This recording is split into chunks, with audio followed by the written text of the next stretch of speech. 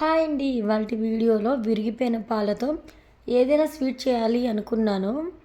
రెగ్యులర్గా పాలకోవా, కలాకాండ్ ఇంట్లోనే చేసుకుంటూ ఉంటాం. ఎప్పుడు చేసేవి కాకుండా డిఫరెంట్గా రసగుల్లా ట్రై చేద్దాం అనుకొని ఈ రెసిపీ అయితే చేశానండి. రసగుల్లా స్వీట్ అయితే చాలా బాగా వచ్చిందండి.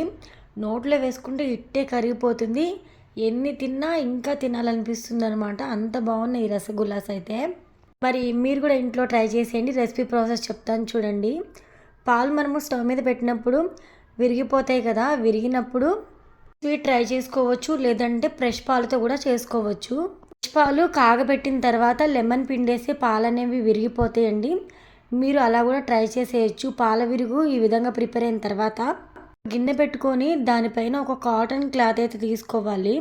క్లాత్ మీద ఈ పనీర్ అయితే వేసేసుకోవాలి. ఇప్పుడైతే వాటర్ అయితే యాడ్ చేసుకోవాలండి. ఇక్కడ వేడిగా ఉంటుంది కదా, కొంచెం చల్ల వాటర్ అయితే యాడ్ చేసేసుకోవాలి.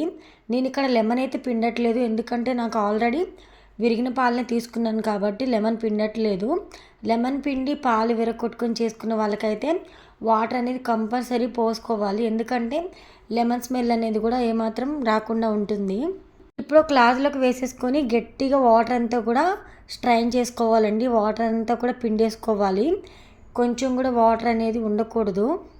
అలా అని మరీ గట్టిగా అయితే ప్రిపేర్ చేసుకోకూడదండి. ఈ పనీర్ని అయితే మనకి కొంచెం సాఫ్ట్గా అయితే ఉండాలన్నమాట. ఇక్కడ వీడియోలో చూస్తున్నారు కదా, ఈ విధంగా ఉండాలి. నెక్స్ట్ అయితే ఒక ప్లేట్లోకి అయితే ఈ పనీర్ అయితే తీసేసుకొని చాలా అంటే చాలా సాఫ్ట్గా ఈ విధంగా అయితే కలుపుకోవాలండి. ఇలా ఒక 5 నుంచి 10 నిమిషాల వరకు సాఫ్ట్గా కలుపుకోవాలి. ఇక్కడ మీకు చూపిస్తున్నాను కదా, ఈ విధంగా అయితే సాఫ్ట్గా అయితే ఉండాలన్నమాట పనీర్ అయితే. ఇలా సాఫ్ట్గా ఉంది కదా, నెక్స్ట్ వచ్చేసి మనము ఏ సైజులో ఇక్కడ రసగుల్లా ప్రిపేర్ చేసుకోవాలనుకుంటామో దాన్ని బట్టి చిన్న చిన్న బాల్స్ అయితే తీసుకోవాలండి. ఇక్కడ చిన్న బాల్సే తీసుకోవాలి, ఎందుకంటే మనం ఇక్కడ నెక్స్ట్ పాకంలో యాడ్ చేసిన తర్వాత డబల్ క్వాంటిటీలో అయితే అవుతాయి అన్నమాట బాల్స్ అనేవి. రసగుల్లా చిన్న సైజులో అయితే ఈ విధంగా రౌండ్గా రోల్ చేసి తీసుకున్నాం కదా. రౌండ్ అనే కాదు, మనకు నచ్చిన షేప్ ఏదైనా కూడా రోల్ చేసి తీసుకోవచ్చు, అది మీ ఇష్టం.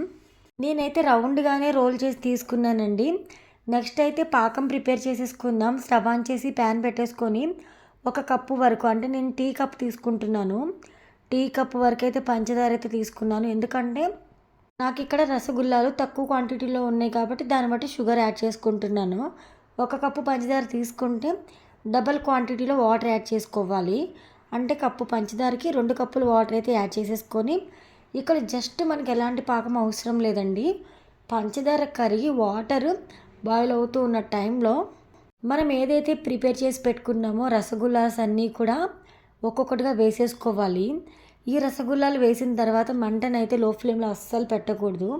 మీడియం ఫ్లేమ్లో అడ్జస్ట్ చేసుకొని ఒక 10 నిమిషాలు అయితే చక్కగా ఈ పాకంలో అయితే ఉడకనివ్వాలి. నెక్స్ట్ ఇంకొక 5 లేదా 10 నిమిషాల వరకు మంటని మీడియంలో అడ్జస్ట్ చేసుకొని మూత పెట్టేసి ఉడికించుకోవాలండి.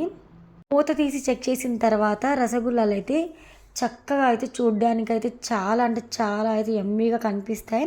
చక్కగా పర్ఫెక్ట్గా పాకంలో అయితే ఉడికిపోతాయి అన్నమాట. నెక్స్ట్ అయితే మనము స్టవ్ ఆఫ్ చేసి ఒక 5-6 గంటల వరకు ఇక్కడ పాకంలో రసగుల్లాలు అయితే నాననివ్వాలి. ఆ తర్వాత చాలా సాఫ్ట్గా ప్రిపేర్ అవుతాయి అన్నమాట. నేను ఇక్కడైతే పాకం అనేది పీల్చుకోక ముందే మీకు ఇక్కడ బ్రేక్ చేసి చూపిస్తున్నాను చూడండి. చాలా సాఫ్ట్గా నోట్లో వేసుకుని ఇట్టే కరిగిపోతున్నాయి. ఈ వీడియో మీకు నచ్చితే లైక్ చేసి మీ ఫ్రెండ్స్కి, రిలేటివ్స్కి కూడా షేర్ చేసి, ఇలాంటి మరెన్నో రెసిపీస్ కోసం సబ్స్క్రైబ్ చేసుకోండి.